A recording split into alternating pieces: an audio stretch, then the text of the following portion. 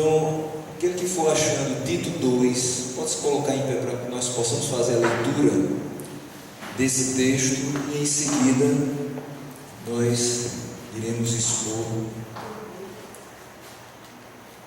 e ver aquilo que Deus quer tratar conosco hoje à noite. Diz o texto de Tito 2, do versículo 1 até o versículo 10. Você, porém, fale o que está de acordo com a sã doutrina. Ensine os homens mais velhos a serem moderados, dignos de respeito, sensatos e sadios na fé, no amor e na perseverança. Semelhantemente, ensine as mulheres mais velhas a serem reverentes na sua maneira de viver, a não serem caluniadoras nem escravizadas a muito vinho, mas a serem capazes de ensinar o que é bom.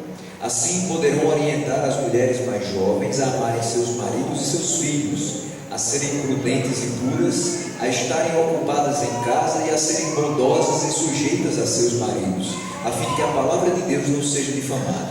Da mesma maneira, encoraje os jovens a serem prudentes. Em tudo seja você mesmo um exemplo para eles, fazendo boas obras. Em seu ensino, mostre integridade e seriedade. Use linguagem sadia contra a qual nada se possa dizer, para que aqueles que se opõem a você fiquem envergonhados por não poderem falar mal de nós.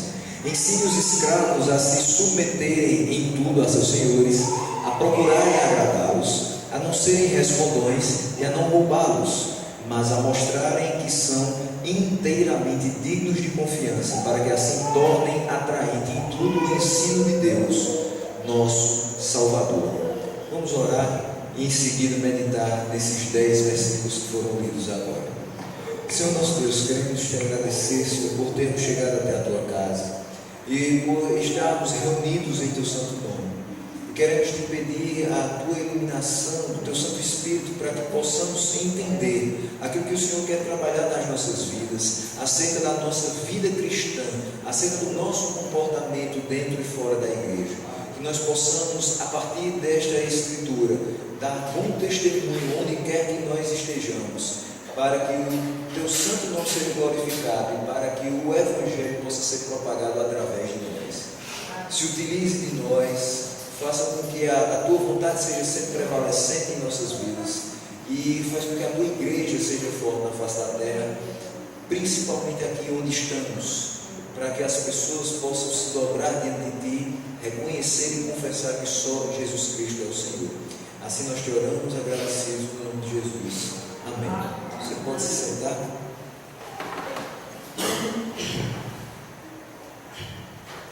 Nós temos meditado na carta de Paulo a Tito nessas últimas 3 semanas que nós viemos, hoje é a 4ª, e nós já sabemos o que Tito foi fazer em Creta. Nós já sabemos que ele foi chamado por Deus por intermédio de Paulo. Nós já vimos quais são as qualificações e quais são os deveres de um ministro de Deus, e nós já conversamos acerca da necessidade do cuidado com os falsos mestres. E hoje nós vamos ver quais os deveres dos crentes, ou seja, quais as nossas responsabilidades no reino de Deus. E o primeiro versículo vai trazer para nós a instrução de Deus por intermédio de Paulo a Tito, aquele que está ali à frente da igreja do Senhor. Então o que é que nós temos ali no versículo número 1? Você, porém, fale o que está de acordo com a sã doutrina. Quando Paulo fala, você, porém, fale o que está de acordo com a sã doutrina, ele não está falando com qualquer pessoa de dentro da igreja, ele está falando com aquele que está à frente da igreja, o líder da igreja. E ele está dizendo: Tito, você que está à frente da igreja, só deve falar o que convém a essa doutrina, só deve falar aquilo que é bíblico, só deve falar aquilo que faz parte dos preceitos divinos, da lei divina. Você não pode falar aquilo que vem da sua cabeça, você não pode falar aquilo que os falsos mestres estão ensinando, você não pode falar algo diferente daquilo que foi pregado a você, daquilo que eu também ensinei a você. Então, muitos têm sido os falsos mestres que vêm à igreja do Senhor com aquilo que não provém de Deus. Nós temos visto nessa época que vivemos muitas pessoas que falam em nome de Deus, mas nem todas elas falam de fato que provém de Deus. Muitas pessoas dizem que ouviram de Deus, que receberam de Deus, que tem uma palavra de Deus, mas nem sempre essa palavra é de fato condizente com aquilo que está nas Escrituras. Então, quando ele diz aqui, tu que és ministro do Evangelho, cujas qualificações eu já disse antes a você, que você deve ter, você deve falar, pregar, exortar o que convém a sã doutrina, o que é bíblico, o que é edificante à vida da igreja. Não adianta você falar coisas do seu dia a dia, não adianta você falar coisas que talvez você domine, mas não sejam bíblicas, não edifiquem a vida da igreja. Não adianta você trazer aqui palestras e mais palestras sobre assuntos da sociedade, se isso não alimentar o coração das pessoas que estão na igreja, para que elas enfrentem os combates no dia a dia, para que elas possam combater as heresias. E a melhor forma de combater as heresias naquela época e ainda hoje é pregando a verdade. E é isso que Paulo instrui Tito a fazer a partir disso aqui, dizendo a ele: você, porém, fale de acordo com o que convém a sã doutrina.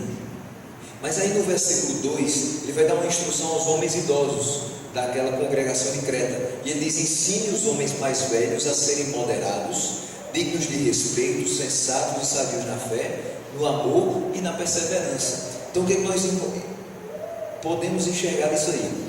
Nós encontramos, não só dentro da igreja, mas no nosso dia a dia, muitos jovens imaturos, pessoas que precisam aprender muito ainda, que pela sua juventude às vezes trocam os pés pelas mãos e fazem bobagens, e que precisam ser ensinados no caminho do Senhor, para que venham a trilhar o caminho correto. E aí o que a gente tem aqui que é responsabilidade de Tito? É ajudar os homens mais experientes da comunidade a instruírem os homens mais jovens, para que eles possam tomar para si também a responsabilidade de levar essa igreja adiante. É responsabilidade desses homens darem os exemplos para outras pessoas de fora da comunidade. Então, eles precisam ser primeiramente temperantes, ou seja, não pode ser explosivo. Mas isso não serve só para Tito, que é ministro da igreja de Creta. Isso serve para todas as pessoas. Quando ele diz que os homens idosos não devem ser explosivos, devem ser moderados, não podem ser pessoas que não têm domínio das suas emoções, ele está querendo dizer: olha, isso serve também para os mais jovens, isso serve também para as mulheres, isso serve também para as crianças, isso serve para todos. Todos devem ser moderados, todos devem se comportar como a palavra de Deus diz que um servo de Deus deve se comportar. Então, nós temos aqui que essas pessoas devem ter domínio sobre as suas emoções. É pensar 2, 3, 10 vezes antes de falar, porque é muito fácil, em momentos de irritação, em momentos de desespero talvez, em momentos em que você é levado ao seu limite pelas circunstâncias da vida, você explodir e depois dizer: mas eu falei sem pensar. Então pense antes de falar. É assim que se comporta um homem de Deus, uma mulher de Deus também. É você pensando naquilo que fala, porque depois que a palavra é dita, não volta atrás. É você pensando naquilo que tem feito, se é uma atitude que, por exemplo, Jesus no meu lugar faria isso, teria a mesma atitude. As pessoas da igreja antiga teriam a mesma atitude. Se elas não teriam a mesma atitude, então eu preciso rever o meu conceito, rever a minha atitude, para não fazer novamente o mesmo erro. E outra coisa que nós podemos ver é que esses homens devem ser respeitáveis, dignos de respeito. É muito triste observar que hoje, na igreja evangélica, ainda temos pessoas que, se forem a uma padaria na cidade e disserem: eita, eu esqueci aqui os R$2 para comprar de pão, você pode esperar um pouco que eu vou em casa e volto? E a pessoa diz: não, não espero, porque talvez essa pessoa não volte. Mas se eu carrego o nome de cristão, se eu sou segundo o coração de Deus, se eu tenho a mente de Cristo, se eu fui regenerado, se eu fui lavado pelo sangue do Cordeiro, eu não posso mais ser como eu era antes. Então, se antes eu dizia, depois eu venho aqui e pago, e nunca pagava, hoje eu tenho que fazer totalmente diferente. Eu tenho que dizer, olha, eu vou em casa e daqui a 10 minutos eu volto com o dinheiro para ela pagar. Em 9 minutos eu tenho que estar na porta daquela pessoa. Eu tenho que fazer ainda melhor do que eu estou falando, porque as minhas atitudes não podem comprometer a minha pregação. A palavra do Senhor não pode ser envergonhada por conta do meu mau testemunho. E esses homens aqui, orientados por Deus através da vida de Tito, devem ser respeitáveis. O que você fala, você faz. A sua postura diante dos outros é digna de respeito. As pessoas levam em consideração o que você fala, porque o seu comportamento diz a mesma coisa do que o seu discurso. Outra coisa que nós vemos aqui é que, quanto ao que falam, seja tudo verdadeiro.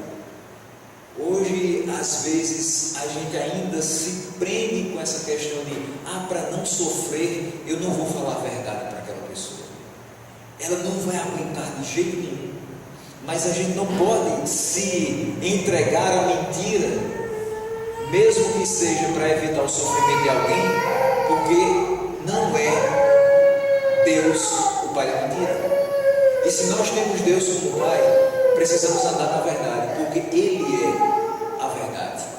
Então nós precisamos, em tudo que falar, ser verdadeiros. E quanto ao que orienta os mais jovens, que o ensino seja produtivo. Quanto aos que fazem transações comerciais, que haja honestidade e clareza nos seus negócios.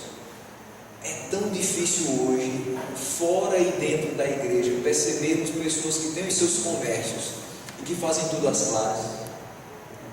Olha, eu tive a oportunidade de ter uma loja 2 anos atrás, e eu confesso que a minha loja quebrou muito rápido, porque eu pagava todos os tributos, e os tributos eram muito pesados. Então não tinha condição de competir com os preços de outras lojas, de fazer a mesma coisa, de comprar o volume de produtos que as outras lojas tinham, porque eu pagava todos os tributos. Eu tinha CNPJ, eu pagava o ICMS em cima daquele preço que já existia, pagava frete, e era muito difícil fazer um volume de vendas que desse para pagar tudo e ainda juntar para uma próxima compra. Era quase impossível. Mas ao mesmo tempo a gente via muita gente crescendo, apesar da crise de 2016. E por que as pessoas cresciam tanto? Quando você ia perguntar para elas, e eu precisei vender o restante dos produtos, coisa que valia mais ou menos R$1.000, era o que tinha ficado, e eu não queria ter mais prejuízo. E eu fui procurar algumas pessoas e dizer, olha, eu tenho produtos nesse valor, e eles têm nota, certo? Tudo tem nota. Eu fazia uma revenda de uma marca de informática, e você não vai ter problema nenhum. Você comprar para mim, eu passo a mesma nota para você. E ele dizia, não, mas é porque eu não tenho CNPJ. Não, mas é porque eu não pago imposto. Não, é porque eu não pago nada disso. Ou seja, para crescer as pessoas sonegam. Para crescer as pessoas usurpam. E aí, como eu vou dizer, por exemplo, para o irmão da minha igreja, olha, vai lá na minha loja, me ajuda, me abençoa, porque comprando a mim você vai estar sonegando junto comigo. Olha só, é complicado isso. Eu não posso querer crescer pelo caminho errado. Por mais difícil que seja, eu preciso continuar naquela mesma passada que eu estou dando, pequena, mas segura, pequena, mas correta, pequena, mas bíblica, porque esse dinheiro que vem fácil, vai mais fácil ainda, e a gente vai aprendendo com isso, e a gente aprende ouvindo também o conselho daqueles que são mais velhos, que já passaram por isso, e que podem nos dizer, não vá por esse caminho, eu já fui e quebrei a cara, não vá por ele, para que você evite transtornos e danos. E quanto à igreja precisa alcançar bom testemunho entre os irmãos. É por isso que há uma grande necessidade dessa mescla entre jovens e experientes, que pessoas que já têm maior experiência na palavra, maior experiência na vida, e que podem dizer a você, olha, isso que a palavra está dizendo é válido para hoje. Isso que a palavra está dizendo não é de uma época, não é de uma cultura. O que a palavra diz tem que ser feito, tem que ser vivido. O seu comportamento não é diferente do comportamento que Tito e Paulo tinham, porque eram homens de Deus, pessoas que viviam o Evangelho. E hoje precisamos ser homens e mulheres de Deus que vivem o Evangelho. E eles também deviam ser sensatos, com conselhos sábios e oportunos. Hoje a gente escuta tanto conselho errado no mundo. As pessoas dizem: olha, eu não tenho minha casa própria ainda. E lá em Campina Grande está agora com um problema muito grande, pessoas que ganharam casa sem merecer, do complexo Aloysio Campos. 4.100 casas, e muitas pessoas queriam, umas merecendo, outras nem tanto, mas muitos que receberam têm sido denunciados. Imagine que agora um crente chega e diz: eu preciso tanto daquela casa, mas eu não fui sorteado, ou seja, não chegou a sua vez. Aí alguém diz para você: não se preocupa não, tem umas casas que estão desocupadas, vai lá e invade, ninguém vai ver não. E depois que tiver invadido, 5 anos depois é teu, vai, usa o capião, ninguém vai mais nem atrás, ninguém vai nem lembrar que deixou de ser sorteado e aquela casa é tua. Vai lá, aproveita, tem um bocado de casa sobrando. Mas será que isso é lícito para o servo de Deus? Não. Mas eu vou ficar pagando aluguel, vou ter prejuízo ainda, tantos e tantos anos, já faz 20 anos que eu peço essa casa a Deus e nunca chega. Aguarde mais um pouco, muito melhor, quando demora, mas a gente sabe que veio pelas mãos do Senhor, do que uma coisa que veio rapidamente. Você acha que veio das mãos do Senhor, mas pode ter vindo de outras mãos, e essas mãos não vão hesitar em te apontar e te acusar nos momentos em que necessitarem, mas a mão do Senhor vai estar sempre estendida a você, se você continuar perseverando, se você continuar orando e esperando pelo tempo de Deus, que não é o nosso tempo. A maioria das vezes a gente pensa que está demorando, mas chega sempre na hora certa. Ele não deixa que a gente sofra além das nossas forças. E esses irmãos precisavam ser sadios na fé, como nós precisamos ser também. Como é que eu posso ser sadio na fé? Nunca me apartando do livro dessa lei. Escutar da voz do Senhor o que Josué escutou é o que precisamos hoje. Não se aparte do livro dessa lei, mas medite nele, para que você faça tudo quanto nele está escrito. É isso que precisamos, é meditar nessa palavra, para que a gente possa dar contribuição aos irmãos que são mais fracos na fé. Nós também devemos ter cautela, porque não estamos isentos de quedas, de falhas, mas se nós estivermos sempre com a base forte, firme na palavra do Senhor, nós vamos poder dar conta de nós mesmos e também auxiliar irmãos que estão precisando da nossa ajuda. Precisamos ser amorosos, principalmente demonstrando um vigoroso e inabalável amor a Deus e a sua palavra. É muito complicado você dizer: eu amo meu irmão, mas você não ama a palavra de Deus, você não ama a Deus. Então esse amor ao seu irmão vai ser um amor fingido, vai ser um amor ligado a interesses, que quando o seu irmão não fizer aquilo que você quer de fato, esse amor vai embora. Mas quando eu amo meu irmão, porque eu tenho amor a Deus primeiramente, o amor de Deus está no meu coração, é o que gera amor no meu coração, então esse amor vai ser como as cartas de Paulo trazem para a gente: o amor seja não fingido, mas que esse amor suporte os erros do outro, que esse amor dê a mão para que o outro levante, e não seja a mão que empurra o outro para baixo. E que nós sejamos constantes, não oscilando a nossa fé pelas circunstâncias que nós vivemos. Deus está me dando tudo o que eu preciso, Deus está me dando tudo o que eu quero, a minha fé está inabalável. Mas agora veio a tempestade, minha casa está desmoronando, eu agora não tenho mais fé. Onde está Deus que não está me provendo aquilo que eu necessito? Muitas vezes você acha que Ele não está dando o que você necessita, mas o pão não faltou na sua casa, a respiração não faltou aos seus pulmões, e você em momento algum foi tragado pela morte. estamos todos aqui, vivos, bem alimentados, sadios. Tudo isso por conta da providência do Senhor. Então a nossa fé, assim como é constante o cuidado de Deus, a nossa fé também precisa ser constante, para que a gente possa honrar o Senhor com a nossa vida e propagar por onde nós formos. Vem os versículos 3 a 5 com instruções às mulheres. E o que enxergamos ali?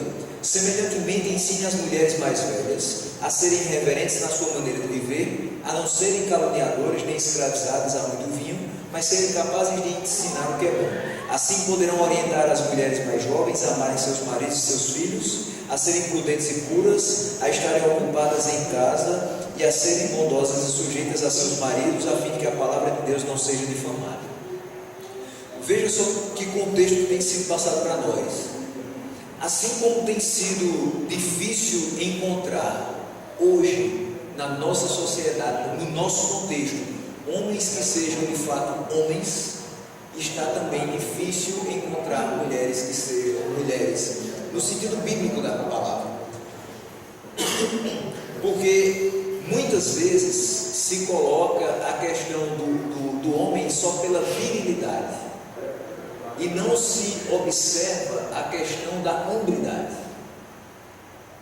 O homem de fato toma atitudes de homem, e o homem bíblico precisa tomar atitudes bíblicas. Isso precisa ser observado. Então a mulher que é mulher de Deus precisa tomar atitudes e ter comportamento bíblico. Aquilo que a palavra mostra que ela vai fazer é aquilo que ela deve fazer. Então, infelizmente, por conta de muitas vezes não observar a palavra, tanto percebemos homens quanto mulheres que têm comportamentos que seguem o curso desse mundo, mas que não estão respaldados na palavra. Então, da mesma forma que o homem mais velho tem que ser exemplo para o homem mais novo, a mulher mais velha deve ser exemplo e espelho para a mulher mais nova, de forma a orientá-la no caminho certo, que agrada a Deus. E principalmente em pessoas que estão em início de vida cristã, início de vida conjugal, essas pessoas que já têm mais experiência precisam chegar junto e dizer: olha, a dificuldade que você sentir, eu estou aqui para lhe ajudar. Se não tivermos esse espírito de ajudar uns aos outros, de caminhar junto uns dos outros, de muitas vezes usar os nossos ombros como muletas para os nossos irmãos, não estaremos fazendo a vontade do Senhor e não estaremos fazendo o nosso papel de comunidade de fé. Infelizmente, igrejas têm sido fracas, porque não têm feito o que a palavra diz que nós devemos fazer. Suportar o irmão não é simplesmente dizer a ele: ô irmão, leia mais a palavra, ô irmão, ore mais. É fazer isso junto com ele. Quando a gente faz junto, a coisa é totalmente diferente. Isso aqui é discipulado, isso aqui é gastar tempo, isso aqui é Paulo dizendo a Tito: olha, a tua responsabilidade é essa, é olhar para os irmãos e fazer com que eles caminhem nessa palavra, é olhar para os irmãos e orientá-los a se comportar dessa maneira. E você não pode, de forma alguma, querer cobrar de uma igreja que ela seja viva e que ela seja bíblica e que ela seja padrão das Escrituras, se você não gasta tempo nas Escrituras com essa igreja, se você não vive junto com essa igreja e se você não gasta tempo em oração pela vida das pessoas dessa igreja. E você observa nesses 3 versículos que essas mulheres devem ser sérias no seu proceder, sem deixar que haja qualquer abertura para que se fale dela de modo negativo. Eu acho muito interessante uma expressão que se usava na época, talvez, da fundação dessa igreja. As mulheres tinham um cuidado muito grande em relação à sua forma de se comportar, para que elas não ficassem faladas. Então muita gente dizia assim: eu não vou ficar na porta de casa até 10 horas da noite conversando com as pessoas para não ficar falado. Eu não vou em tal canto, em tal dia, porque senão as pessoas vão ficar falando de mim. Eu não vou usar determinada coisa, porque senão eu vou ficar falado. E hoje as coisas estão um bocado diferentes. Hoje as pessoas não se preocupam mais com o que os outros vão falar. Às vezes o discurso até dentro da igreja é: que me importa o que as pessoas vão falar? Eu não estou nem aí, eu vivo a minha vida, eu sou dono do meu nariz, quem me julga é Deus e por aí vai. Mas a realidade é que nós precisamos sim nos preocupar com o que as pessoas lá de fora pensam da nossa vida, da nossa conduta, porque é justamente através da nossa conduta, através desse nosso testemunho, que pessoas podem ser impactadas com o que Deus tem feito na nossa vida e podem se render a Ele e podem confessar o Senhor como Senhor e Salvador. Porque pregar é nossa responsabilidade e viver também é nossa responsabilidade. Pregar e viver. Às vezes a gente escuta até em cultos de missões: olha, você deve testemunhar, pregar com a sua vida, e se possível com palavras. Eu faço o inverso. Nós devemos pregar com palavras, mas que essas palavras sejam totalmente condizentes com aquilo que eu faço. O homem e a mulher de Deus não vão tomar para si o faço o que eu digo, mas não faço o que eu faço. É faço o que eu digo, porque o que eu digo eu também faço. É assim que nós devemos nos comportar, porque assim foi que Jesus Cristo passou por aqui e se comportou. E Ele só teve condições de subir à cruz do Calvário e ser expiação pelos nossos pecados, porque Ele foi homem também, ao mesmo tempo que era Deus, e passou por esse mundo sem nenhum pecado. Então é necessário que tudo isso aconteça para que essas mulheres ensinem as mais novas também a amarem seus maridos e filhos, e elas sejam sensatas em tudo que elas dizem e em tudo que elas fazem nas suas casas. Nós vimos aqui que os ministros de Deus precisam ser bons governantes da sua casa. Mas como o ministro de Deus pode ser bom governante da sua casa se não tiver o auxílio da sua companheira, da sua esposa? Nós precisamos, para ter lares equilibrados, de homens que se coloquem como homens, como provedores do lar, como pessoas respeitáveis, como pessoas sensatas, mas também precisamos de mulheres que estejam ao lado desses homens, sendo ponto de equilíbrio da relação e dizendo: vamos buscar ao Senhor juntos. Vamos buscar o Senhor para a nossa relação, vamos buscar o Senhor para a criação dos nossos filhos, e vamos buscar o Senhor para o crescimento da nossa igreja. Mulheres de oração fazem toda a diferença no seu lar e também na igreja que frequentam. Nós precisamos dessas mulheres nas nossas vidas e na vida das nossas igrejas. Mas no versículo 6 a 8, para já irmos para a parte da metade para o final do texto, nós temos instrução aos moços, e ele diz o seguinte: da mesma maneira encorajem os jovens a serem prudentes, em tudo seja você mesmo exemplo para eles, fazendo boas obras, em seu ensino mostre integridade e seriedade, use linguagem sadia contra a qual nada se possa dizer, para que aqueles que se opõem a você fiquem envergonhados por não poderem falar mal de nós.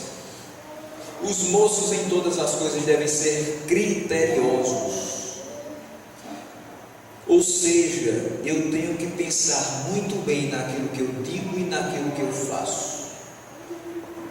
É você pegar aquele texto da primeira carta de Paulo aos Coríntios, capítulo 6, a partir do versículo 3 até o finalzinho dele, e você pensar: todas as coisas me são lícitas, mas nem tudo convém.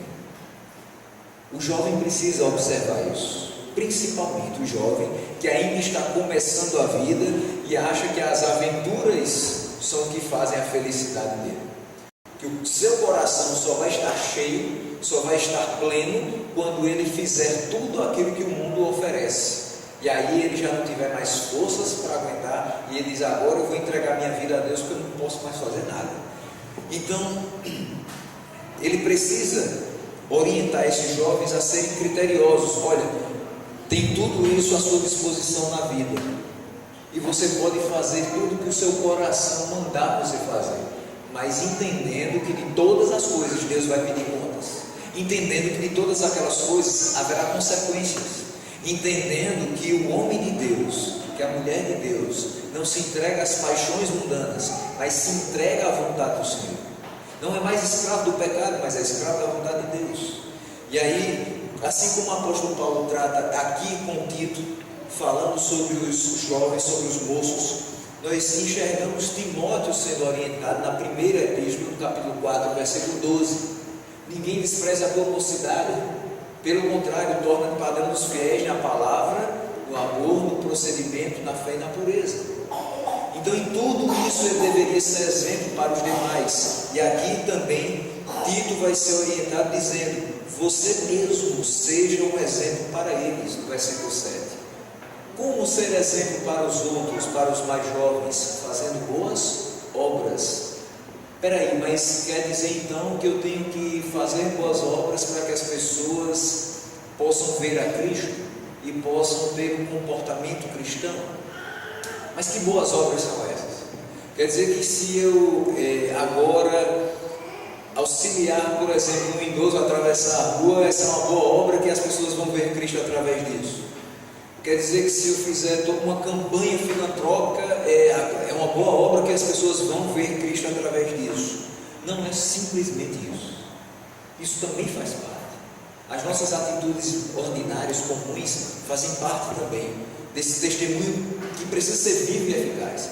Mas essas boas obras que nós precisamos fazer são aquelas que nós já temos de antemão preparadas para que a gente ande nelas. Nós fomos salvos para andar em boas obras. A gente precisa entender que essas boas obras não salvam, mas quem está salvo as faz. Essa é a ideia. Então Tito pessoalmente deveria ser padrão de boas obras, mostrando integridade no ensino e reverência com relação à palavra de Deus. E que em tudo seja Tito e nós, ministros do Evangelho, exemplos para os jovens, com a postura firme e correta diante de Deus e diante dos homens. Nós precisamos sim, e quem está à frente de qualquer trabalho evangelístico, e quem está disposto a pregar em nome do Senhor, precisa sim dar satisfação das suas atitudes a Deus e ao povo de Deus. Nós não podemos simplesmente querer dizer: Deus é quem vai olhar as minhas atitudes, pesá-las numa balança e dizer quem eu sou. Não, as pessoas também têm condição de dizer quem você é, porque pelos frutos os conhecereis. Então eu preciso dar satisfação daquilo que eu faço também ao povo de Deus, para que ele acredite aquilo que eu faço, também a ação de Deus. Nós que somos enviados por Deus a pregar nesse mundo, precisamos que as pessoas desse mundo enxerguem em nós essa missão, esse envio. Não pode ser diferente. Então, como é que pode o jovem, como é que pode o homem de Deus, a mulher de Deus, guardar o seu caminho? Observando segundo a palavra. É isso que diz o Salmo 119, versículo 9. No ensino, nós devemos mostrar integridade, seriedade, que nós trabalhemos arduamente na edificação da igreja, a fim de que essa igreja não seja enganada pelos falsos mestres, que nós já vimos, e pelos ventos de doutrina. Que haja uma seriedade e uma responsabilidade no trabalho da casa do Senhor, e que as questões menores não nos impeçam de fazer o trabalho do Senhor. Há uma frase que deve pesar muito no seu coração: ai daquele que faz a obra do Senhor relaxadamente. Se isso não faz nenhum peso no seu coração, pense a respeito, porque se eu faço a obra do Senhor relaxadamente, talvez eu esteja pedindo que o Senhor não olhe para mim da maneira que deveria olhar, da maneira que Ele quer olhar para mim. Eu quero ter a misericórdia das mãos do Senhor, eu quero ter a graça do Senhor, eu quero ter as bênçãos da mão do Senhor, mas eu não quero dedicar a minha vida ao Senhor. Eu não quero dedicar os meus melhores anos ao Senhor. Eu não quero dedicar a minha força ao Senhor. Eu não quero dedicar a minha mente ao Senhor. Todo o meu corpo para o serviço do Senhor. Então, que obra é essa? Relaxada. Que Ele não vai honrar essa obra das minhas mãos. Mas esses moços também são orientados a usar uma linguagem sadia. E muitas vezes não temos usado uma linguagem sadia, principalmente com os de fora. Às vezes a gente quer ser um pouco brusco com as pessoas de fora, porque elas não entendem a palavra de Deus. E a gente quer colocar, praticamente abrir a cabeça delas e dizer: entenda que só Jesus salva. Não vá atrás disso, daquilo, não vá atrás dos penduricalhos religiosos, não. Vá atrás só da Bíblia e da palavra de Deus. e tenha Jesus como centro da sua vida. Mas tem muitos que não entendem, e tem muitos que vão chegar ao final da sua vida sem entender, porque não é pela força, pela violência, é o Espírito Santo que convence. A gente prega e a gente precisa orar para que aquela pregação surta efeito, mas não é essa a forma da gente fazer as coisas. Como é que nós precisamos trabalhar para que essa linguagem sadia possa fazer com que pessoas atentem para a realidade do reino de Deus? Colossenses 4, de 2 a 6, nos traz um pouco disso. Perseverai na oração, velando nela com ações de graças, orando ao mesmo tempo também por nós, para que Deus nos abra uma porta à palavra, a fim de falarmos do mistério de Cristo, pelo qual também estou preso, para que eu manifeste como devo falar. Andai em sabedoria para com os que estão de fora, usando bem cada oportunidade. A vossa palavra seja sempre com graça, temperada com sal, para saberes como deveis responder a cada um. Assim nós devemos enxergar a nossa vida e a forma como falamos. Precisamos ter sempre a palavra com graça, temperada com sal, para que as pessoas possam ser orientadas, possam ser, de certa forma, convencidas pelo nosso discurso, entendendo algumas coisas, mas que não seja de forma brusca. Ninguém vai acreditar naquela pessoa que grita para ser ouvido. É muito difícil que a gente agora, depois de tanto tempo, recebendo a palavra de Deus de uma forma tão doce, tão meiga, como assim é o Senhor nos momentos em que está nos instruindo e nos orientando, agora venha subir um pouco e começar a gritar, mesmo que seja verdade, para que as pessoas possam acreditar, porque eu estou gritando. E quanto mais eu falo alto, mais as pessoas têm que acreditar. E se você não acreditar, eu vou gritar ainda mais. Não é por grito, é porque a palavra de Deus, quando de fato atrai uma pessoa, quando de fato ela entra no coração de alguém e faz morada, aquela palavra transforma da raiz do cabelo a planta do pé, transforma dentro, transforma fora. Você é outra pessoa. E finalizando, nós temos instruções aos servos, e aqui eu vou abrir de imediato um parênteses para que a gente fale a respeito daquilo que foi lido. Versículo 9 diz: ensine os escravos a se submeterem em tudo a seus senhores. Essa versão que eu utilizo, que é a Nova Versão Internacional, fala dos escravos. A sua versão pode ter servos, que é a mesma coisa.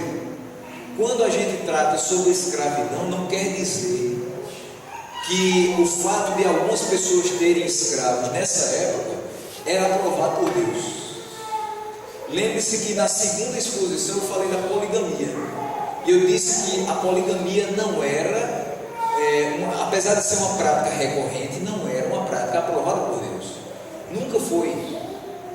Quando nós percebemos desde Gênesis, a partir do capítulo 2, que a mulher foi feita para o homem e o homem para a mulher, apenas um. Deixa o homem, pai e mãe, se une à sua mulher, não são as suas mulheres, e são os dois uma só carne. Quando nós observamos isso, percebemos que o plano de Deus não é poligamia, pelo contrário, é monogamia. Da mesma forma, o plano de Deus não é que hoje tenhamos servos, escravos, como aqui também não era. Todo trabalhador é digno do seu salário. Se você trabalha, você deve receber por aquilo que você fez. O produto do trabalho, do esforço humano, é o pagamento. Porém, muitas pessoas tinham seus escravos. E já que tinham esses escravos, precisávamos agora, para que não houvesse dissensões, contendas, problemas de relacionamentos que afetassem a vida da igreja, orientar esses escravos a serem submissos aos seus senhores.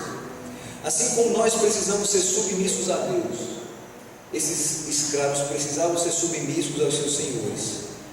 Então, nós temos duas qualidades que esses escravos precisavam ter, e dois pecados que eles deveriam evitar, dentro desses dois versículos. A primeira coisa, eles deveriam ser submissos aos seus senhores, procurando agradá-los sempre, e não serem respondões, ou seja, ser obedientes e fiéis, primeiro ponto. Segundo, não deveriam ser rebeldes, não ser respondões. E no versículo 10 ele diz: a não roubá-los, ou seja, não deveriam ser desonestos. A partir do momento que você está trabalhando para determinada pessoa, primeira coisa, como servo do Senhor primeiramente, e como empregado dessa pessoa, seja obediente. É óbvio que a obediência ao nosso patrão não deve ser superior à nossa obediência a Deus. Se o nosso patrão pede para que a gente faça alguma coisa que vai de encontro à palavra de Deus, é melhor obedecer a Deus do que aos homens. Porém, nós, em tudo que pudermos, devemos ser obedientes a esses patrões e devemos ser fiéis. A nossa fidelidade a essas pessoas vai fazer com que também haja fidelidade da parte de Deus a nós. Se quando somos infiéis, Ele não é fiel a nós, imagina quando nós somos fiéis, obedecemos a sua vontade. Ele nos honra, Ele nos abençoa, Ele nos protege, Ele nos faz prosperar naquilo que é da sua vontade. Mas eles não deveriam ser rebeldes e não deveriam ser desonestos. Tem uma quantidade enorme, infelizmente, de crente rebelde. E tem uma quantidade enorme, infelizmente, de crentes honestos.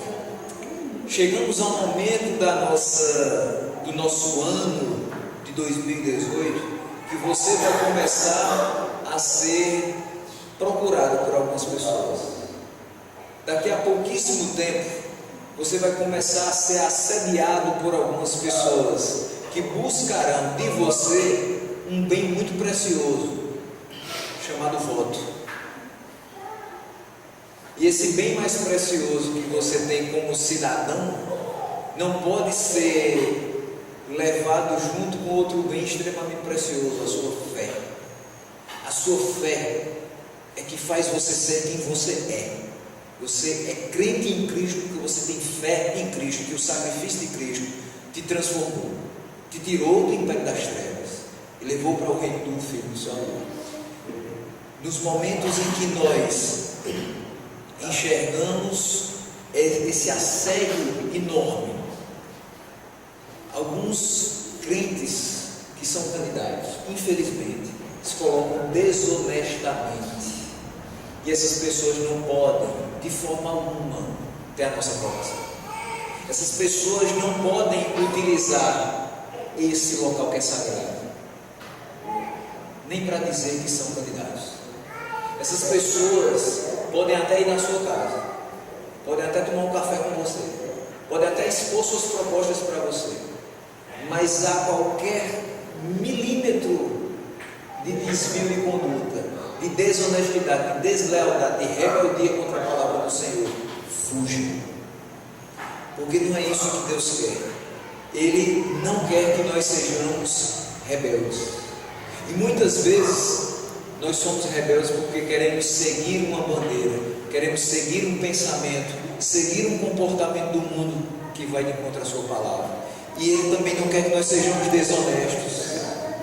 Se a pessoa tem que chegar a uma Câmara de Deputados, se uma pessoa pode chegar no Senado Federal, sentar na cadeira da Presidência da República, ela vai chegar se for da vontade de Deus, se for da permissão de Deus. Não deve chegar de forma alguma por outros meios. Nós também, quando queremos progredir no nosso trabalho, se você é atendente de uma loja e quer ser gerente daquela loja, você não vai chegar por outros caminhos, a não ser pela fidelidade do trabalho, pela honestidade que você tem e pelo seu esforço, que tudo isso quem dá é Deus. É Deus que te dá a capacidade para ser fiel nas coisas. É Deus que te mantém intacto, honesto, apesar de todas as propostas contrárias. E é Deus que nos faz ser única e exclusivamente para a sua glória. Pela nossa intenção, nós não faríamos 1% do que fazemos quando estamos alicerçados em Deus e em sua palavra. O coração do homem se inclina para o mal. E o salmista no Salmo 119 diz: Senhor, me inclina para as coisas que são eternas, que os meus olhos não olhem para as coisas inúteis, mas que possam olhar para aquilo que de fato vai produzir no meu coração. Mas tudo isso, com relação a esses servos, para a gente fechar, tem uma motivação acentuada por Paulo no final desse versículo 10. Porque eu preciso ensinar aos servos a serem submissos, a serem obedientes, fiéis, a não serem rebeldes, a não serem desonestos, para que assim tornem atraente em tudo o ensino de Deus, nosso Salvador. Esse é o grande objetivo, é para que em tudo sejam ornamento da doutrina de Deus, nosso Salvador, para que em tudo as pessoas lá de fora vejam que há um Deus em nós, para que as pessoas lá de fora vejam que esse Deus nos transformou, para que as pessoas lá de fora vejam que a nossa vida não é mais a mesma, que os nossos valores não são mais os mesmos, que os nossos princípios não são mais os mesmos, que nós trocamos a vestidura do velho homem por roupas mais altas do que a neve. E não foi por nosso esforço, a gente não correu atrás disso, a gente não pagou nada por isso, mas foi o preço de sangue, foi a graça e a misericórdia de Deus, foi o amor derramado na cruz do Calvário, que nos possibilitou hoje estarmos aqui, levantando a bandeira do Evangelho e tentando todos os dias, apesar de nós, vivermos para a glória dele. Que a gente fique com esses 10 versículos, com essas instruções para inúmeros grupos dentro da casa do Senhor, com uma responsabilidade no nosso coração. Isso aqui não é simplesmente para aquele que administra o Evangelho. Isso aqui não é simplesmente para aquele que toma conta de um grupo de estudo ou um grupo de oração. Isso aqui é para todo aquele que diz: eu sirvo a Deus, eu sou de Deus, quem comanda a minha vida é Ele, e eu preciso viver para a glória dele, nada menos do que isso. Não posso ser diferente. E nós vamos perceber que tudo isso aqui vai nos levar ao ponto de salvação. E a próxima ministração vai falar sobre salvação. Tudo isso que vimos hoje, a gente não vai fazer para ganhar o lugar no céu. É justamente porque você já tem o lugar no céu, que você, com muita alegria e com muito fervor no coração, deve viver com todos esses valores e ensinar a outras pessoas a terem a mesma conduta, o mesmo comportamento, dentro, mas principalmente fora dessas 4 paredes. Assim como o Luciano falava, não podemos nos acomodar, precisamos evangelizar, precisamos mostrar a cara da igreja, precisamos mostrar o Deus a quem servimos a outras pessoas. Mas nós só podemos fazer isso quando nós tomarmos essa responsabilidade de pessoas que são salvas, que já estão num patamar elevado de conhecimento de Deus, que são mais que felizes, são bem-aventurados por terem a vida de Deus em suas vidas, e que percebem, infelizmente, a precariedade da vida das pessoas que não têm a Deus, que não conhecem o Deus que nós conhecemos, que não servem o Deus a quem nós servimos, que não tem perspectiva nenhuma do amanhã. Dizia isso hoje de manhã e repito hoje para finalizar.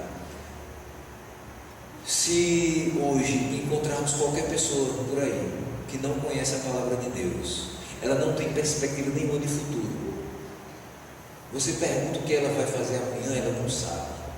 E você pergunta, se você morrer agora, o que é que acontece? Ela também não sabe. Muitas pessoas vão até dizer para você: ah, não acontece nada, acabou a vida, acabou tudo. Esse é o pensamento de vários. Mas quando nós somos encontrados e atraídos por Cristo para si, nós temos perspectiva, nós temos futuro. Sabemos que amanhã, se abrirmos os olhos ao amanhecer, Ele trabalhou por nós enquanto nós dormíamos, e Ele vai nos conduzir durante as 24 horas que Ele vai nos dar. E nós também sabemos que se amanhã não abrirmos os olhos e Ele nos chamar para si, nós temos um lugar pela eternidade. Isso nos traz conforto, isso nos traz esperança, isso nos traz também a responsabilidade, enquanto estivermos aqui, trabalhar por Ele. Que a gente tome essa responsabilidade de salvos e que possamos ser instrumentos nas mãos do Senhor para o convencimento de muitos, que Ele faça a sua vontade em nós, que sejamos e que Ele seja por nós também glorificado em todas as situações.